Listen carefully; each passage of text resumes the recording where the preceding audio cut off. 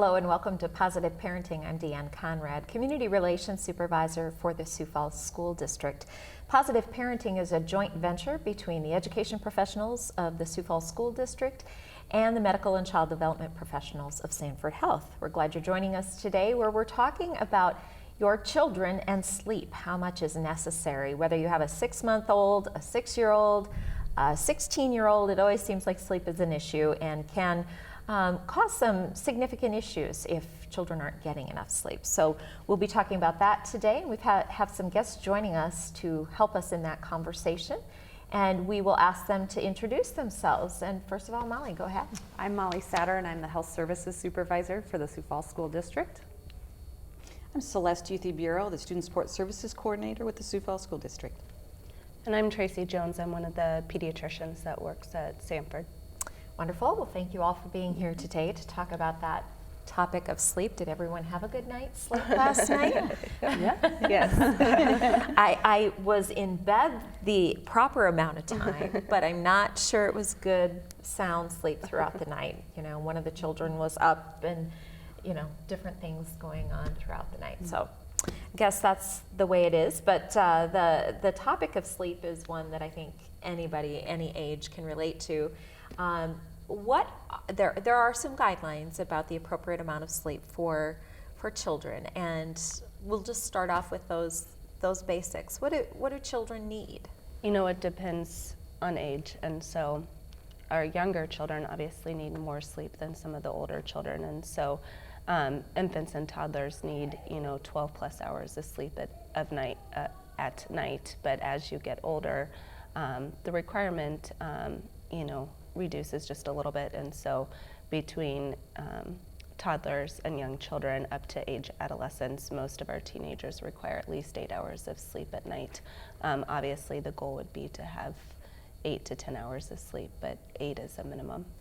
8, that's a big chunk of time for a teenager or an adolescent to devote to sleep. There are other things that need to be done in that time, like video games and things. Right, I'm not being honest here. I'm just playing what the card my children would play. But what kinds of issues do we see in schools when we notice that children do not have the required number of hours of sleep? I mean, what sort of symptoms present themselves when kids don't have enough sleep? Obviously, they're not in their peak for their academic achievements, so you might see that a lot of times in their assignments. Something that they're good at, that they normally get a good grade at, they miss, or it's a real sloppy mistake they might make, like on a math problem, and it's just because the sharpness isn't there, because they don't have that sleep that they've had. So a lot of times we'll see an impact in just their academics. Mm-hmm. So the paper that came home for my daughter recently, where 3 of the items were not completed, may have been her lack of attentiveness to detail on that Absolutely. day. And it might have been because of sleep. Not saying. And medically, there are some issues that can surface as well. Sure, absolutely. Anytime that you're not getting enough sleep, your overall health is affected. So then you can be more prone to being run down, picking up viruses, illnesses, just things like that, and just overall not feeling well. So sometimes we see kids come into the health office who just have a general complaint of just not feeling well, or it maybe has manifested into some other physical complaint, and then after further discussion you might learn that they are not getting enough sleep. They might be having their sleep interrupted at night for a variety of reasons. So it can really, really make a difference in the overall health. Absolutely. So how much of an issue is it when you're seeing patients? Is that something you're inquiring about when they present with various illnesses? Like, what kind of sleep are you getting, or what kind of questions are telling for you as a physician? For every child that comes into our clinic for just their routine well visit, that is something that all providers generally ask, just to see how the bedtime routine is, how many hours of sleep at night they're getting, what time they go to bed, what time they wake up, and then how that may also impact their school performance. So what kind of what kind of grades they're getting, are there issues at school, are there behavior concerns, and how that may all tie into the amount of sleep or the quality of sleep that they're getting. Well, let's talk about the routine and the necessity of a routine. Is it necessary to have, and what is a best practice in terms of bedtime routines? You know, routines I think are much easier when children are younger because you don't have as many after-school activities, you don't have the sports, you don't have all of the homework that is coming home with the students. And so to be able to establish that routine at a younger age, I think just sets up a great environment for both the child and the parent as they start to graduate into those older grades and into high school years. But bedtime routines are just the first thing that I think any of us will talk about with children as well as their parents if there is some sort of concern as far as how much sleep somebody's getting.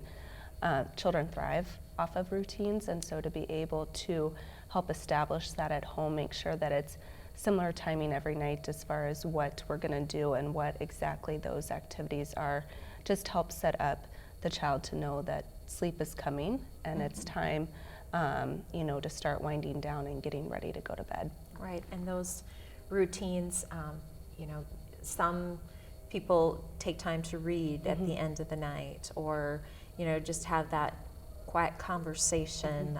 How was your day? Let's talk about your favorite part of the day, that type of thing. What does that do to a body? It causes us to relax and become a little more in tune with sleeping, right? Yes, it definitely does, and it kind of, I think, helps wind down or kind of turn your brain off so you can stop thinking about the list of all of those activities you may have to do. And so the same goes for adults as children, turning off the TV, turning off the iPad, turning off the video games, and really dedicating those, minutes before bed, half an hour to an hour, to really focus on something else and do quiet, calm activities to allow yourself to prepare for sleep. A lot of kids that I hear, my own kids as friends, will talk about having a television in their room or the electronics and things like that. We probably hear that more often than not when kids are just telling us what's going on, but that sort of stimulation is really an issue, or can be an issue for kids. Yeah, it definitely has. I mean, there's definitely been studies that have been done. The light that's transmitted from the TV can definitely cause your brain to become more stimulated and awake, as opposed to what we're trying to do, which is wind down and go to sleep. And so if we hear of children having TVs in their rooms, playing video games before bed, having an iPad that they're looking at, or playing games on those, are generally the first things that we ask parents to take out of the room. Adolescents, cell phones are a big issue, so making sure that we leave the cell phones in a community space in the house and not in the bedroom, because again, trying to watch TV before bed can definitely do the opposite effect of what some people think that it may do. And then when we do have those issues, if we hear about them, how are schools relaying that information to parents, or encouraging them to provide the best case scenario for their child's sleep? I mean, is there information sharing that happens? I would say our school nurses, when they visit with a child that comes in, and for example, if they come across the fact that maybe sleep is an issue at home, that there's conversations they have with parents, and along the lines of what the doctor has mentioned, just those best practices of reducing the screen time, establishing a routine, those types of things, just encouraging families to follow those practices. One other thing that I think is important to mention, the importance of exercise and physical activity during the day is a great factor in making sure students get a good night's sleep. It just makes them that much more tired at the end of the day. And so that physical activity is also important, and so we encourage families in that as well. Yeah, that brings up a good point.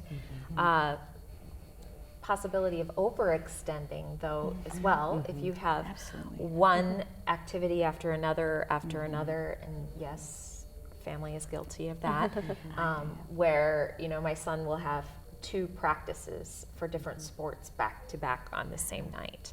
So, I mean, is that healthy in that they're getting the activity and the exercise, or what is the point of exhaustion? I mean, when do you hit the point of exhaustion?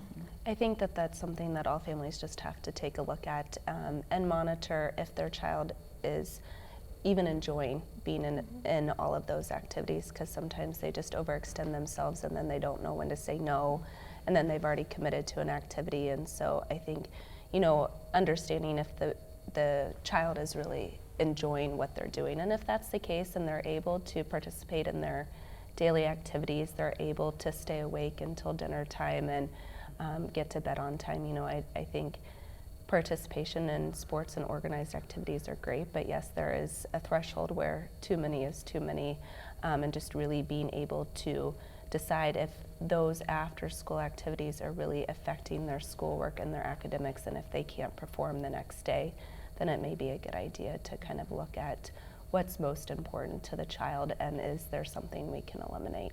Right, paring down and making it at least sustainable, so you're not driving yourself and each other crazy as you're driving back and forth from one activity to the other. Wondering about, we hit a rough patch probably a year ago with my daughter that was not, she just couldn't fall asleep at night. And we did everything in terms of basic routine, no TV, those types of things. And there were just a lot of things, I think, worry and stress that were, she just couldn't let go of some of the situational things with friends and things like that. So you start looking at, gosh, you hear melatonin for sleep.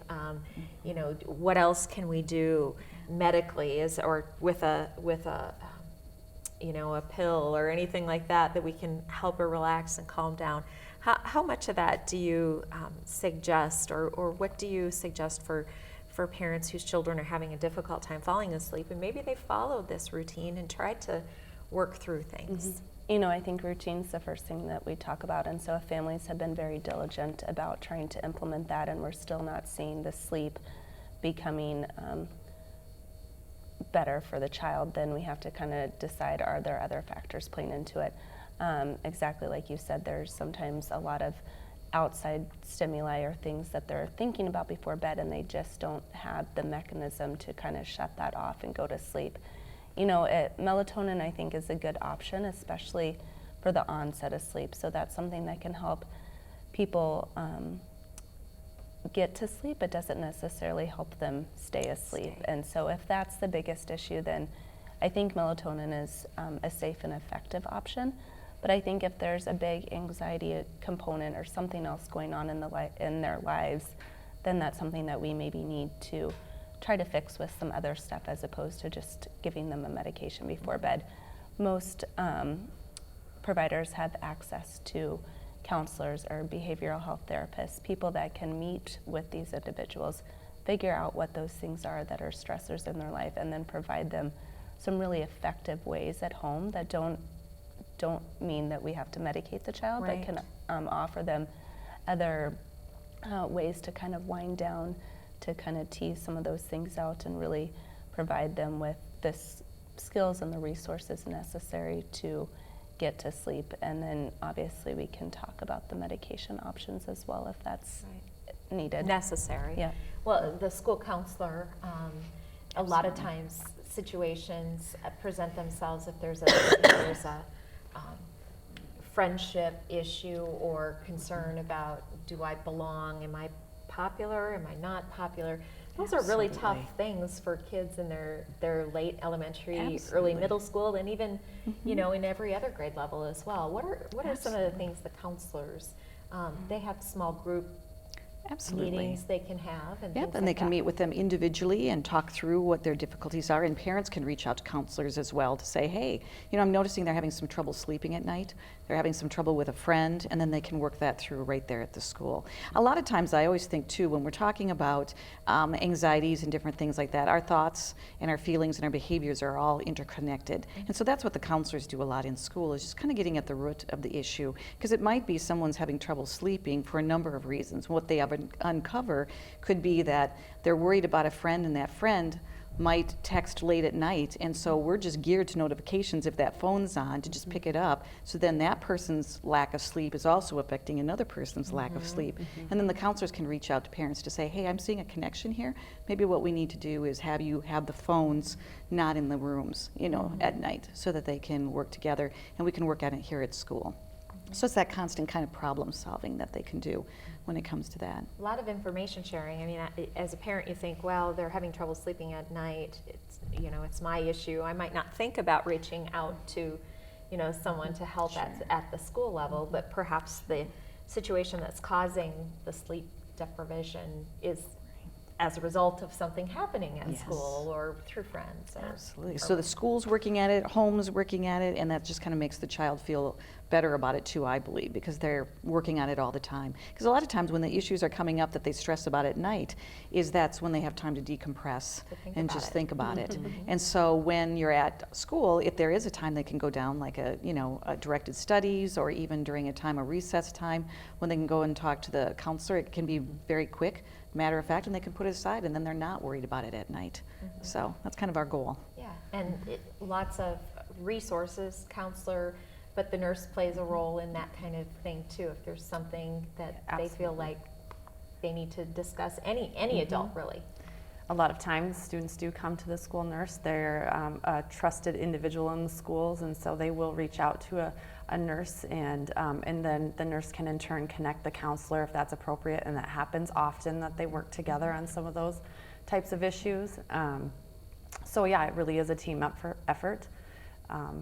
And one of the other things as nurses that we see oftentimes that makes a difference in sleep that we haven't talked about so far is caffeine intake. So that's taking this in a different direction, but as nurses, that's something that we see especially at the high school level with some of those energy drinks and things like that. And Yeah, that's a great segue into that conversation.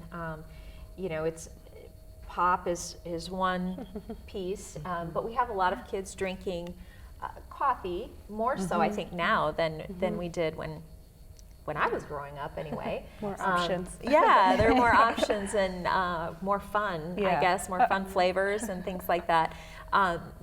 Can that impact a student as well? Absolutely, you know, and again, it's one of those things that you talk about in those visits, especially if sleep's an issue, talking about what their diet is, what they're taking in during the day, especially caffeine, and what they're drinking before bed, how late into the afternoon or evening they're having caffeine, how many servings of caffeine they may be having. All of those things I think play a huge role, especially if getting to sleep and staying asleep is becoming an issue for the kids. Generally, we see it more in the adolescent population, and so high school age children. But again, you know, I think we're seeing caffeine intake in younger and younger children. And so it's something that, you know, needs to be brought up. Sometimes it's something that the parents don't even recognize as an issue, or that they're even giving their children the caffeinated beverages that they just didn't even make that connection. And so being able to have that conversation and to shine light on it is usually a pretty easy thing for the children as well as the parents to address at home, and kind of assess that situation. I know a lot of the, you know, the energy drinks, they are packed Yeah. with sugar, with, you know, stimulant, caffeine, and, you know, some kids might think, oh, I need that. I need that. Does the body, it's kind of one of those things that once you have it, you feel like you can't do it without. I mean, it's the same thing like a cup of coffee. You have to have a cup of coffee first thing in the morning or you just can't function. Right. So how much of that is, you know, what does caffeine do to our bodies, and if we need to curb it back, how do you do that? I mean, you can definitely classify caffeine as a drug, and so once you start taking it, your body feels the need to continue to have that. And so there are side effects as far as eliminating caffeine abruptly from the diet. It can cause rebound headaches and drowsiness and some other things in children. And so really trying to figure out, well, they tell you that they have one soda a day. Is that one 12-ounce can, or is that the 64-ounce, you know, big gulp from the gas station? One. I only had one. Yeah. So really identifying what one means can be a big qualifier as far as how big the issue is, and then deciding whether or not it's something that we can just take away, if it's something that we need to move to earlier in the day, or just trying to cut back. But yes, it absolutely can be something that your body craves, and so then you drink more of it, and you drink more of it, and then it just becomes a cycle as far as trying to break that habit. Right, and in the schools, we're not, during the school day, we don't have caffeinated beverages. We might have carbonated, Right. but not caffeinated, right? Correct. So we're making a commitment to making sure that what we have during the school day, but then, gosh, you have kids that have open lunch and the convenience store is right down the street. It's convenient. It's a convenience store, you know? And so we don't always have control, I guess is the word, over what those kids are choosing, especially at the high school. Very true. And that's the where high school age. Yes, I do. I have 2 high school aged kids. And so the one thing I've noticed too is very seldom is anything separate when there's like a sleep disorder or a problem. When it comes to that, it's usually connected to a lot of things, just those routines too. What's their study routine? Because if their routine is getting a big glass of some caffeinated drink to keep them up and to cram instead of studying over a little bit of period of time and those things, that is becomes their routine, and that's what they expect and that's what they think they need instead of getting that good night's sleep and then studying a little bit every day. And that's where I think parents, it's important to kind of identify what are their study routines, and for us as educators to teach those study routines. What's the best way to get the best capacity out of what you can do, and taking care of your body, and sleep is one of those things, definitely. And looking at what impacts your sleep, from routine to drinks, your health, activity, and then just time management too. On top of it. Well, that's a tough one. Time It management. is. So when you're young. Oh, I don't know. I don't think I've learned it yet. I'm not really sure that I have. So, what are some, those changes that we make? We often don't realize it's an issue until it's an issue, and we don't realize when we do have the good quality sleep. You feel good and there's no aches and pains, and you don't have the headache and all that other kind of thing. But you really do have to be intentional about what you're doing, and know that if you're feeling good, it's probably because you've taken the time to, create the routine. And sometimes we don't give enough credit to, all of the good things we have done. But that really does make a difference, to maybe just reflect on how why you're feeling good, or why this is a great day, why your mood is, better. Right. And that can really play into the health, the health overall as well. Positive reinforcement goes a long way for lots of things, and so not only, positive reinforcement for the parents to let them know that they're doing a good job, but also positive reinforcement for the children, and for them to be able to identify, exactly like you said, that I feel good today, and that's because I did these other things, and if I continue to do those things, then this is how I will feel every day. Right. So taking that time and just reflecting on the benefits of making the right choices, whether the choice is water to drink or early to bed, no electronics, those types of things, it really does matter. We're wrapping up on the end of our time. Any final thoughts you want to leave with parents about sleep and the importance of not only giving that routine to our children, but also modeling that as parents as well? Absolutely. Just a reminder of how important it is to your overall health and how you feel and how you function. We know as parents, when we don't get enough sleep and we're kind of running on empty, how you feel. That we just have to remember that our children are the same way, and so it's just so vitally important that they get the sleep that they need. So it's just important to remember that. One thing I didn't mention earlier that I think is important to mention, one of the ways in which we're teaching children how to have that good sleep pattern is through a partnership we have with Sanford, and we have a program called Fit Club in 8 of our elementary schools. And the premise of Fit Club is food, mood, move, and sleep. And so we talk about how all of those factors come together to make you the healthiest, best person you can be. And so that's just, and we've used that knowledge that we have and strategy and information in how we teach children, and So it's just important to keep all of those pieces together and remember how that affects the child. And getting for the that, better. getting that information to them and the importance of it Right. as At elementary at a young students. age, so they can start to identify themselves how they feel different. How do you feel different after you haven't had a good night's sleep versus when you have? And so that's just important for them, and they can use that as they grow. So. Wonderful, great partnership there. Absolutely. Any final thoughts from you? Boy, I think modeling the way is always the way. So if parents can just model it, a lot of times kids will follow through with that when they see that. That's really important. So. Yeah. And then for you? No, again, I think sleep can just be so important and can be so debilitating for so many different aspects of their daily routine and their daily lives. So that's really something for parents to just focus on and make sure that they, again, are modeling good behavior and providing a good, safe sleep environment for their children at home. Right, and it's not something that takes a lot of time to develop that or really any money.